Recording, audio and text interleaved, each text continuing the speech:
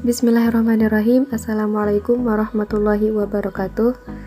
Di sini kami dari kelompok 2 akan menyampaikan hasil kerja kelompok kami yang berjudul Energi Hijau dengan anggota kelompok yang pertama Feni Yuliana dengan NIM 1905020024, yang kedua Anissa Asifa dengan NIM 1905020027, yang ketiga Izhar 19 dengan NIM 1905020028, yang keempat Baik Rina dengan NIM 1905020032, yang kelima Milda Hardilawanti dengan NIM 1905020035, yang keenam Baik Anggun Humayro dengan NIM 1905020036, yang ketujuh Kurniawati dengan NIM 1905020037. Baiklah, di sini saya atas nama Izhar dengan NIM 1905020028 akan menjelaskan apa definisi dari energi.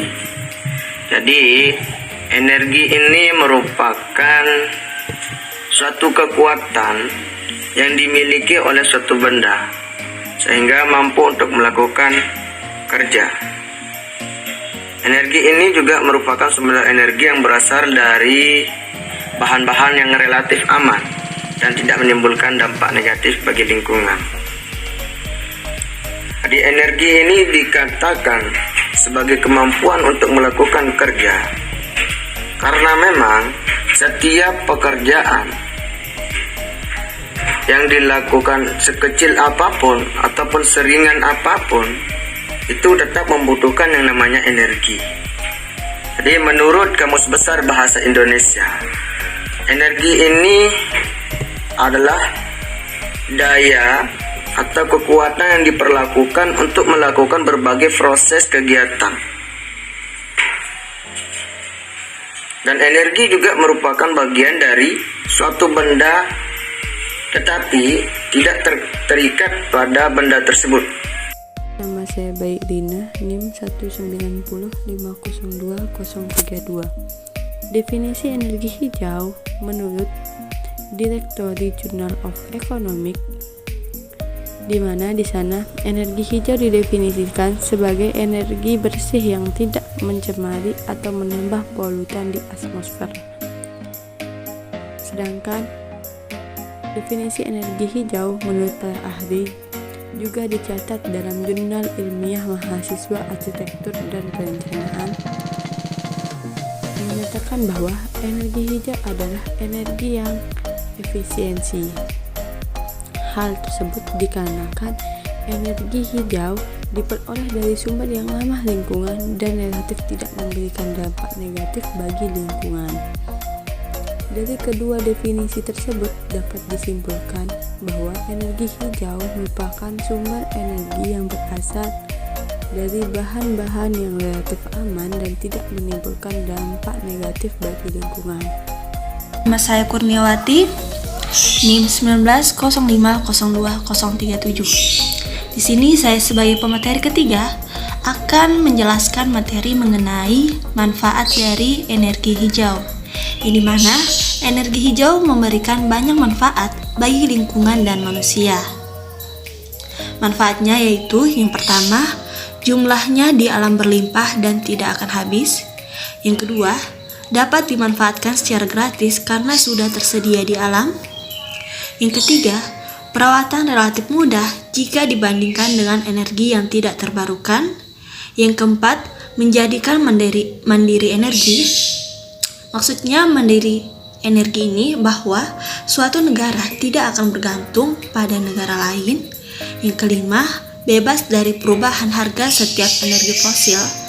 Dan yang terakhir, relatif mudah diterapkan di daerah terpencil karena setiap tempat memiliki sumber energi hijaunya masing-masing. Saya Baik Anggun Humayro dengan NIM 190502036 sebagai pemateri keempat akan menyampaikan materi tentang sumber energi hijau. Sumber energi hijau merupakan bahan-bahan yang ramah lingkungan, yang diantaranya adalah sinar matahari, angin, air, panas bumi, dan bioenergi.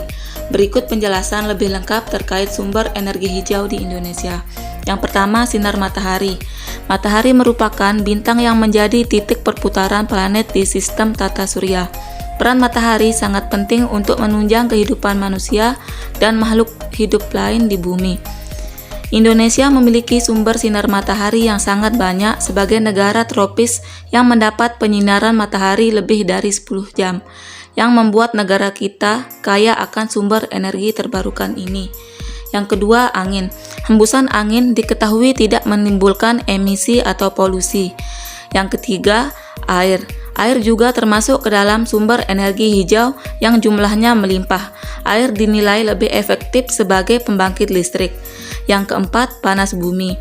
Panas bumi juga termasuk ke dalam sumber energi hijau berkelanjutan. Panas bumi biasanya digunakan untuk pembangkit listrik. Dan yang kelima, bioenergi. Bioenergi menjadi sumber energi yang juga sedang dikembangkan di Indonesia. Kepala Subdit Penyiapan Program Bioenergi yaitu Trois Dili Susensi menyebutkan bahwa sumber energi hijau ini bisa digunakan untuk pembangkit listrik dan bahan bakar.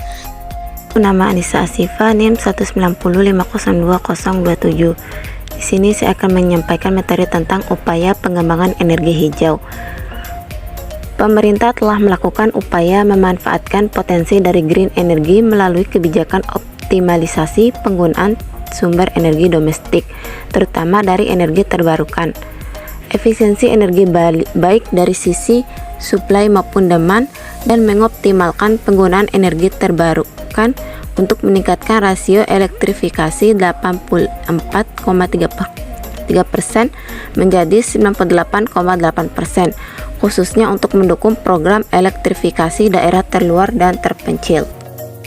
Nama saya Milda Hardilawanti dengan NIM 190502035.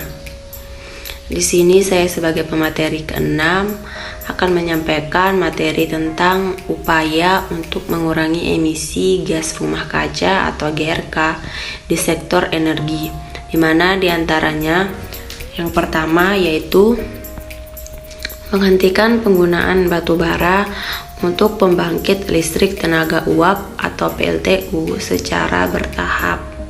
Yang kedua, mendorong pemanfaatan green energy untuk penyediaan energi nasional, baik untuk penyediaan listrik bagi masyarakat maupun untuk bahan bakar sarana transportasi dan industri.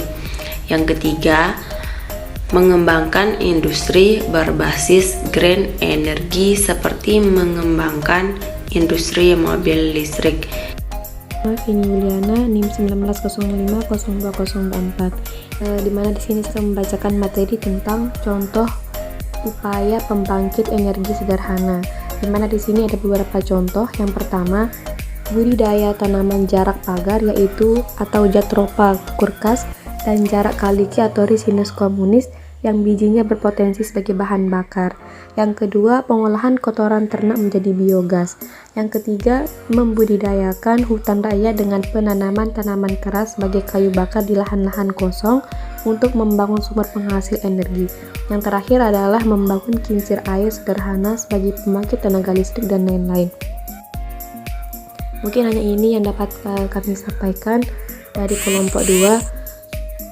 Kurang dan lebihnya kami mohon maaf. Wabillahi taufiq wal hidayah. Wassalamualaikum warahmatullahi wabarakatuh.